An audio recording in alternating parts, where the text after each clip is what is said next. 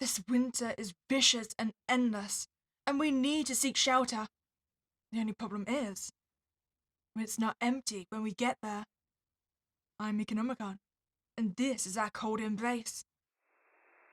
The war doesn't take a man all at once. It courts him. It memorizes the places where he is soft. It waits for him to open his coat, to loosen his grip, to believe in warmth. It starts with a touch, cold on the lips, snow down the collar. The first bullet passing so close, he feels its heat like a breath. Then, it slips inside him. The war presses him open with orders and fills him with noise. It enters through the ears, the mouth, all the soft places he forgot to guard. The radio on my chest hisses. Hold the line. Maintain formation. Await further instruction. They've been saying it for months, maybe years. The batteries never die. None of us remember when the voice first started repeating itself. The war has been here longer than my memory of home, and home has started to feel like something I dreamed while feverish. Bare feet on a kitchen floor, the sound of water running in a sink, the way skin remembers being touched, even after it forgets who did it. My hand finds the chain at my throat. Dog tags. I wrap my fingers around them and squeeze until the metal bites into my palm. The ache is proof. I pull them out from under my coat and look down. For a second I don't recognize the name. It feels like reading a stranger's mail. Wait, shall we leave our name redacted then? That we've reached the point where we don't even read it anymore? It's just completely faded from us? I think of hands on skin, of how war teaches you that you are not fully your own. I took the tags back under my coat. I don't remember when I lost my unit. I remember boots in front of me, then boots behind me, then no boots at all. I keep walking because stopping feels too much like lying down, and lying down feels like consenting to letting the cold crawl inside. I find the shelter by accident, a concrete structure half buried in snow. A bunker, maybe. So wait, is that what happened to the rest of the unit? They just succumbed, they lay down? I step in. Someone is already here. He sits with his back against the wall, rifle within reach. His helmet is pulled low, scarf high. The light can't seem to find his face. I don't know if he is an ally or an enemy. I haven't been able to tell the difference in years. Everyone wears the same hunger. He tilts his head, just slightly. Close the door. You're letting the storm look at us. My fingers ache. My boots are soaked. I am suddenly aware of my body in a way that feels obscene, like being undressed by the weather. He reaches into his jacket slowly. Then, a red and white box emerges. Marlboro. He thumbs it open with practiced care, sliding a cigarette free with his teeth. He notices me looking, doesn't comment. He doesn't offer me one. Then the lighter flares. He cups it with his hand, fingers curved protectively around the flame, and leans in. The flame kisses the tip, and he inhales. The cigarette glows, a small secret ember in the dark. His throat works. His shoulders loosen. The shelter fills with a smell of smoke and heat, and sinks sweetly rotten. He exhales through his nose. The smoke curls between us, searching. I watch the way his mouth opens to release it, how his lips shape the smoke. He takes another drag, longer this time. He watches me. I clear my throat. I feel like asking what unit he's with is a very bad idea. Right now we're currently living in a state of limbo, right? Like, we could be enemies, we could be allies. At the moment we break that, I feel like we have to start shooting each other. So, we could just choose ignorance and say we're just, both, well, I won't say friends, but, unclaimed by either side, so we don't have to attack. I still don't know anyone else was out here. That seems like a tame response. Whereas mentioning the guns, that kind of feels like a borderline threat, right? I mean, by saying we both have a gun, so we can't really do anything about it. You know what? I like the threat. I'm glad you're here. 2 rifles are better than 1. Wait, I'm called Val. I thought I redacted my name. The radio on my chest mutters its prayer. Await further instruction. The corner of his mouth moves under the scarf. It might be a smile. Depends who they're pointed at. Depends how steady your hands are when it matters. He shifts his rifle a little closer to his body, like a reflex.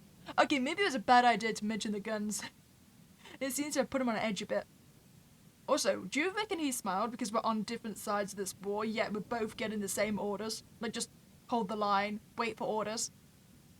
I mean, it could have been like a bitter smile, like, we're both just good soldiers and we're stuffing here. I lower myself onto an overturned crate. I can hear him breathing in the silence. It feels intimate, accidental, like brushing hands with a stranger in the dark and not pulling away fast enough. Do you have a name? He watches my mouth when I speak, not my eyes, my mouth. Novak. Emery Novak, if you care about paperwork. I nod, like that means something. I'm Val. He doesn't repeat it. Outside, the wind claws at the shelter. It wants inside us. It wants to live where our heat is. Novak shifts his rifle across his lap. Val, he tries it once. Do you know why we're still here? I hesitate. The way you do before confessing. The way you do before undressing. I mean, that is like a very true statement. Like, we're here for someone else's benefit, really. Oh, that's a very good soldiers follows orders kind of line, right? Like, it doesn't matter why we're here, we're just doing what we're told to do from the radio. I mean, it's technically true, and it's what we were saying earlier, right? Like, we've been here for months, maybe years, and we've got the same orders, yet we're still doing as we're told. Doesn't matter. We hold the line. I say it the way prayers are said. Not because I believe, because I was taught. The radio on my chest whispers. Await further instruction. Novak stutters me, longer than before. Careful. He starts, his voice low. Men who don't ask why. He taps the side of his helmet with one knuckle. Forget how to stop. Novak leans back against the wall. He flicks his cigarette from his fingers. It hits the concrete and skitters, still burning. Without looking down, he brings his boot down on it and grinds it out slowly. He's quiet for a long time after that. The radio fills the silence with its soft mechanical prayer. There was a storm like this once, only louder. You couldn't see past your hands, couldn't tell where the sky ended and the ground began. Everything was white. The snow swallowed sound, so you'd hear a voice and not know if it was 20 feet away or right behind you. Couldn't hear commands, couldn't hear prayers, just wind and shouting. Shouting sounds the same in every language once it starts tearing your throat up. You fire because you're told to. You fire because your hands are shaking and the rifle gives them something to do. His fingers flex. I remember thinking about my sister, how she used to stand in the yard when it snowed and let it cover her eyelashes. I remember thinking about how her hands used to look when she put flowers in my hair. When it was over, there were bodies everywhere. They were freezing. Some of them were bleeding. Some of them didn't know where they were. One of them kept asking me if his mother would recognize him without his face. He finally looks at me. I didn't leave them out there. I made sure they didn't feel the cold. He rubs his thumb along the rifle stock, slow, almost tender. And you can't let them run. Running breaks the line. So, is he basically now just confessing to shooting his own allies? Because he was told to shoot, right, even when he can't really see or know who was there. So he probably gunned down teammates. I mean, that does sound like it would break anyone. I mean, I suppose you could have chosen not to shoot, so... But then again, if you didn't, the others probably would, and you would have died. I don't think there's any good call in this situation. And it wasn't your call to make. That wasn't your call to make. The radio hums. Hold the line! Something sharp passes through his expression. Someone had to make it. No one else was stepping up. Oh wait, did I just criticize him? I didn't mean to. I was saying, like, the whole shoot while blinded wasn't his decision to make. It was an order given down. I mean, the whole... Oh wait, are you talking about how you shot people that tried to run away? Yeah, maybe that was a decision you shouldn't have made. He shifts his grip on the rifle.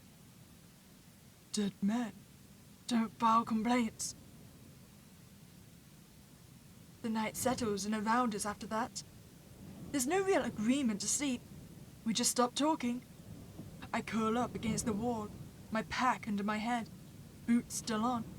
I can feel every seam in my uniform, every place the fabric rubs my skin raw. My body feels distant, like something borrowed. I close my eyes, listening to the radio breathe and the slow, careful rhythm of Novak's boots as he paces. At some point, I drift, not exactly sleep, into a place where memories bleed into each other. I dream about being held down gently, professionally, the way doctors and mechanics do. I dream about hands on my back, pushing me forward. I dream about snow filling my mouth. I wake to light. It's pale, thin and uncertain. The storm is gone. Novak is awake. Dawn. He says it like he's a diagnosis. Novak stands first. Clear enough. I follow him outside. The snow reflects too much light. It hurts to look at. Okay, so we're not still certain if we're allies or not, right? So how about we just both spin in a different direction and just walk, and we'll never speak about this again, in case we are on different sides. So I feel like there'd probably be punishment for us if, like, someone higher up found out that we let someone on the opposite time escape, essentially. I mean, that's assuming he is on a different side of the war to us. I'm not gonna lie, I didn't even expect us to wake up. I thought he was gonna gun us down in our sleep. What with that whole dead man don't file complaints order? I squint and laugh quietly, embarrassed by my own relief. Yes, we made it. Novak nods. We did what we had to. That phrase feels good in my mouth. It fits. It feels earned. I almost want to repeat it, just to taste it again. We walk a short distance together, side by side. I don't think about why he slows. I don't think about why he lets me walk ahead. I trust him. Why? We only just met him. Something cold presses near my face. I needed to know if you'd follow. Novak murmurs quietly, almost into my neck. Then the bayonet finds the edge of my left eye socket. There's a slow pressure, then a yielding, a soft wet pop that travels through the bone of my skull, like a trailing kiss. The white of the snow flares, then blushes red at the edge. Warmth spills down my cheek, thick and wet. He doesn't pull the blade free yet. He uses it to turn my head gently toward him, as if for a kiss. His breath is on my eyelid. The other side follows, smoother. A pop, a release. My vision collapses inward. I try to turn, try to raise my hands, but my body doesn't answer me anymore. It leans back into him, trusting, like a sacrificial lamb in the arms of a priest. The radio crackles. Await further instruction. I think of home. I think of mirrors. I think of how I never really looked. Somewhere above me, Novak breathes out. A sigh of completion. I feel him shift his weight against me, his body bracing mine in a final awful embrace. Can't trust someone who doesn't see for themselves. Then the tip of the steel finds the tender flesh underneath my jaw. A slow, firm push. The sensation of something hot going down my throat, a deep internal spill. And then there is nothing left to look at. God damn! It would have been nicer if you just shot me in my sleep, to be honest, Novak. So first you gouged out my, definitely gouged out one eye, maybe both of them. Then you just what? Impaled me through the jaw? God damn. I mean, I'm not really surprised. I did give him the whole, good soldier response. Screw you, Novak! You see, this is why I said we shouldn't have trusted him. Why did we let him go behind us? You know what? I want to know if I can get a quicker death. So, if we go straight for what units are you with? What unit are you with? The radio on my chest mutters its prayer. Maintain formation. He tilts his head slightly, like he's listening to something behind my voice. Depends who's asking. He doesn't elaborate further. Okay, so that wasn't as negative a response as expected. It's still unclear which side he's on. Considering he gouges out our eye, I'm going to suggest he's not an ally. Okay, so instead of going for the hold the line, how about we just be pessimistic? Someone benefits, not us. Someone benefits. It just isn't us. The radio on my chest whispers, hold the line. Novak turns his head toward me. His face stays obscured, but I feel his attention sharpen. You sound like you've been thinking. I'm not sure if it's approval or condemnation. Thinking's dangerous out here. Command doesn't like competition. Well, what can I say? I just like having my eyes inside my head. You know what? I'm still trying to make him a little bit angry, so I'm going to stick with that wasn't your call to make. You shouldn't have shot people. You shouldn't have killed me. You shot your own men. Oh, so that is what we were condemning.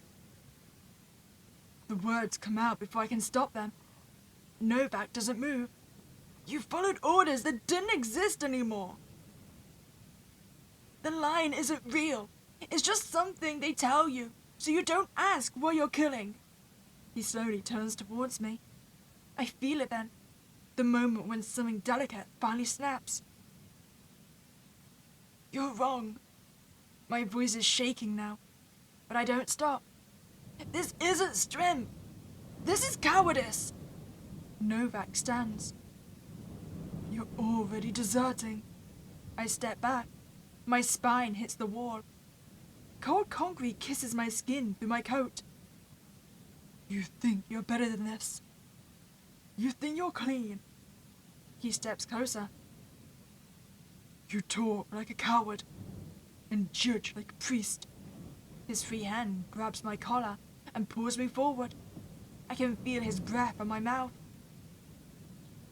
The steel muzzle of his sidearm finds the vulnerable space between my ribs. A lover's finger tracing the line where life pulses closest to the surface. My breath stutters. You're afraid of what you become. That's all this is. The shot is deafening in a small space. The impact dries the air from my lungs in a gasp that is almost obscene. My body arches, then forwards into him, like I'm trying to be held. He catches me by the collar.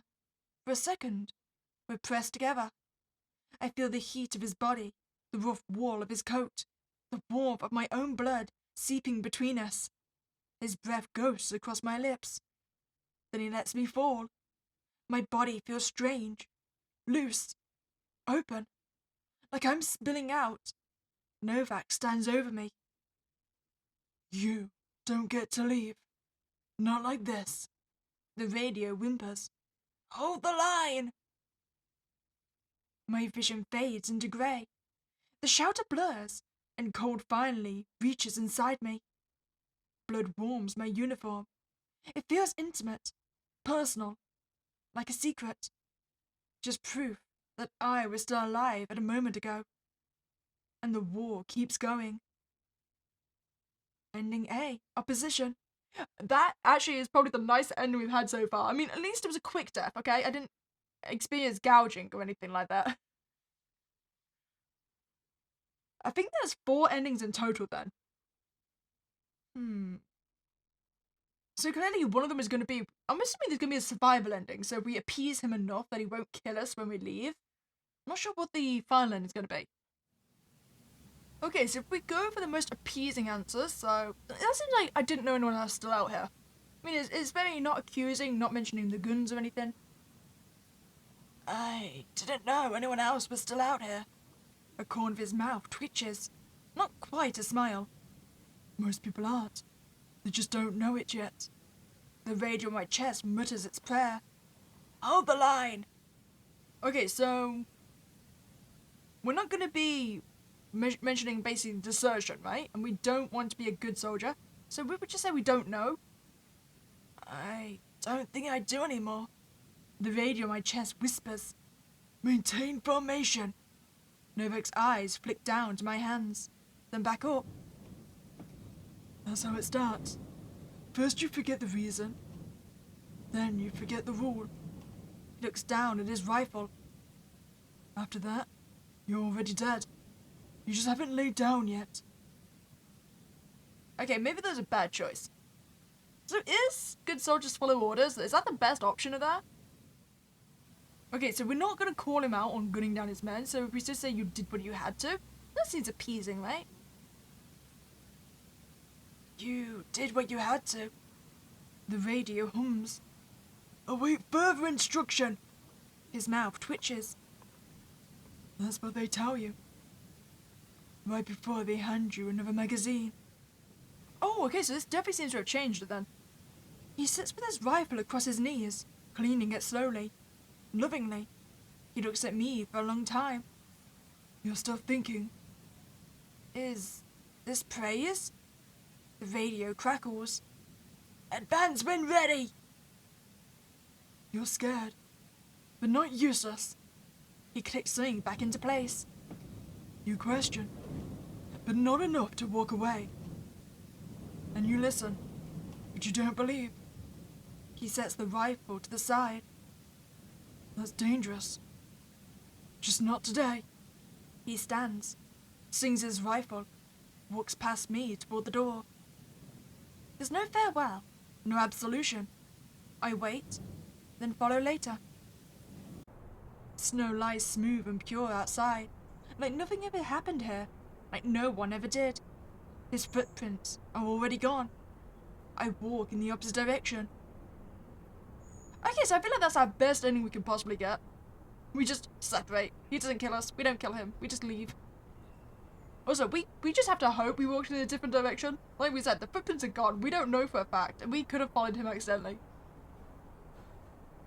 So it's just ending B we need. So it's going to be the ending between getting shot and getting our eye gouged out. What's the middle ground between those? I mean, maybe getting injured without getting murdered? Oh, I think I found it! So it seemed to be a mixture of mentioning guns and not accusing him of killing his men for no reason. I don't hear him move. What wakes me is heat, the sudden warmth of another body close to mine. Oh, so are we friendly enough to cuddle? Is that the situation right now? Maintain formation. Novak is kneeling over me. His knee pins my hip with practiced intimacy. His hand settles against my throat, lifting my face the way someone might before a kiss. I mean, that or before strangulation. I've not forgiven the eyeball yet. It's not rough, not cruel. Easy. His breath fogs the space between us. You don't need to be afraid anymore. His thumb finds my pulse. He presses there, slow and deliberate, feeling the way my heart jumps for him. I don't fight it. Fighting feels childish. He leans closer. His thumb brushes my jaw, just once, like reassurance. You weren't built for this. None of you are. His grip tightens just enough. I told you this was where it was going. Why do we keep trusting this guy? The world narrows to the heat of his palm, the press of his thumb, the way my body betrays me by wanting air. I want to speak. I want to say his name. His other hand comes over my mouth to silence my awful wheezing. Fear makes noise. I can't afford noise. My vision softens at the edges. The walls become small and close and strangely gentle. I think, stupidly, of being kissed, of mouths and heat, and the way surrender can feel like relief. Snow. Radio static. Smoke. At least it was warm. Huh. I mean, I suppose that was the gentle death ending, if that's a thing. I'm really not surprised we only had one survival ending. I kind of wish we'd had an ending where we could have killed this guy. He deserves it, okay? He's very unhinged. I mean, it would have been very good, have an ending E. We make him walk in front of us and just shoot him in the back. I mean, a bit cowardly, but still, justified.